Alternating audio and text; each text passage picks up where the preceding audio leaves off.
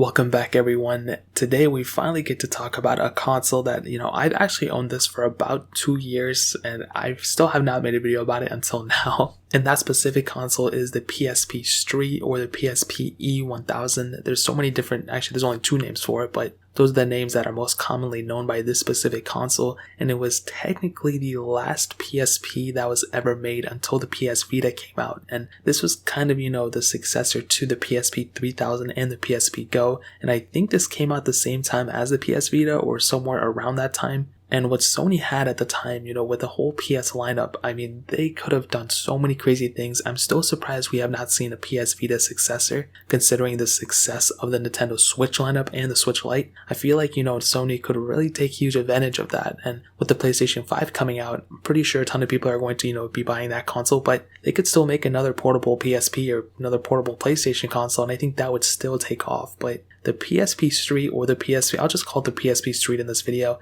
This specific console came out in 2011 and it was discontinued actually in 2014. I'm reading a lot of this from Wikipedia, so keep that in mind. And like I said, this was kind of like, a successor to the PSP Go and the PSP 3000, but it was actually like a cheaper model of those two. And it lacked some actually really important things, like I don't even know why they took it out in the beginning with, but I guess in order for them to hit a cheaper price tag, they had to take certain things out, which, I totally understand. We're in this day and age where some things have to be taken out in order to lower the prices. Now, this was back in 2011, so I'm sure if they were to release another console, it'd be way crazier. Now, the way it looks, as you guys can see on the screen, it looks pretty familiar. It obviously looks like a PSP. It does seem a little bit heavier than a standard PSP, though, which is kind of weird that they would make a heavier console even though it's cheaper. However, there are some crucial differences. Now, looking on the front, you have that 4.3-inch TFT panel. It's 480 by 272. And, these panels were never the greatest, but, they're good enough for the most part. The PSP Go actually had a pretty decent panel, I think, even though it was pretty much the same exact one. But this one, 4.3 inches, it's good enough for the most part. If you're going to go ahead and play games on it, it's perfectly fine for a majority of things you're going to do. You have the volume buttons on the front, which are not physical buttons. They're like digital buttons. The select and start buttons are also digital. You have the standard, X, triangle, circle, square buttons, and then the joystick, which still feels just as good as the PSP's. The arrow keys, and then a little bit of a speaker grill on the top left corner, which is actually pretty decent, I'm not gonna lie. On the bottom, this is really weird. I don't know why they did this. They put the power button on the very bottom, so you have to, slide it to unlock it. I don't know why they did that. It's very weird, but it is what it is. I guess it's cheaper to do it over there. And then you also have the charger port on the bottom, and up top is where you have a couple different things. So you have the memory card slot, the Memory Pro Stick Duo, whatever it's called. You have that capability up top. You have the USB port, the standard old one. You also have the headphone jack at the bottom, I forgot to say. And then obviously the UMD slot. And as you guys can see when you're looking around, you might see that one thing is missing, and that's actually the wireless connectivity thing. Now, if you remember with the older PSPs, you were able to slide to get into, turn off Wi-Fi or whatever the case is. However, with this console, they actually took out the Wi-Fi, so you were not able to connect to the internet on this console, which is very weird. It might seem like a minor thing, but this pretty much made it so you can't even play multiplayer games over online or anything like that, which is a very weird thing. I don't know why they did that. It was a very insane thing. They could have easily just kept it in, but they decided to take it out, which I still don't understand why they did that. Another huge thing, the removable battery. They took that out on this console too, and that's another one of those things. I feel like they could have kept it in, but obviously we're not going to go back in time and fix it or whatever, but the battery life on this console really isn't even that bad, so I guess that's a plus, but that really pretty much covers up the outside. And the weird thing is, as soon as you turn it on, it's pretty much the standard PSP as we all know. Now, I will say every time you boot this thing up, the UMD slot thing, when it drives up, it's so nostalgic because I remember that being back in the day. But also when you go on the home screen of the PSP Street, you don't have the PlayStation Network buttons and you don't have any network options either, which again is really weird.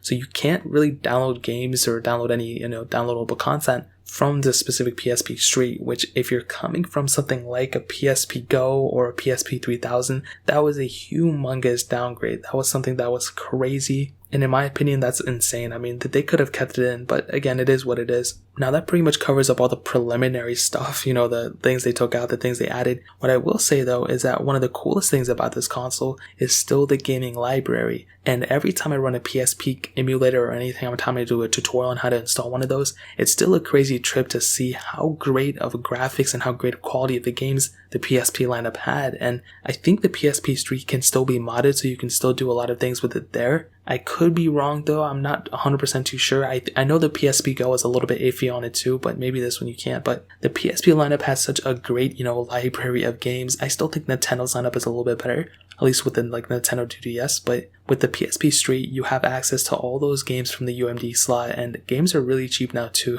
so you can easily pick up any PSP game you want to, and games like, Crash Bandicoot, all those Spyro the Dragons that came out on the PSP Street, which I don't think there were many, but you have Loco Roco, you have so many different games that I can't even just list in this one video, but the PSP Street does support those games, which is awesome. So even though it's not like a perfect console, even though it didn't bring everything in it, you still have the capability of playing those games, which is really awesome. And, to kind of sum up this video, because it doesn't really need to be longer than, what I just said, I'll be completely honest. I probably would not recommend people to buy a PSP Street anymore. I would even probably recommend buying the first PSP or even a PSP 2000 over this thing, just because the modding capability and the removable battery and the, additional Wi-Fi that it has. But I still think the PSP Street is a really cool concept, and to make consoles, cheaper than the predecessor, I think that's a really, really cool thing. And we've seen that in phones, we've seen that in laptops, we've seen that now with even the Switch Lite. And if Sony were to ever release, a cheaper PS Vita in the future, which I don't think they're ever going to touch PS Vita anymore, but that would be a really crazy thing. And with the PS Vita,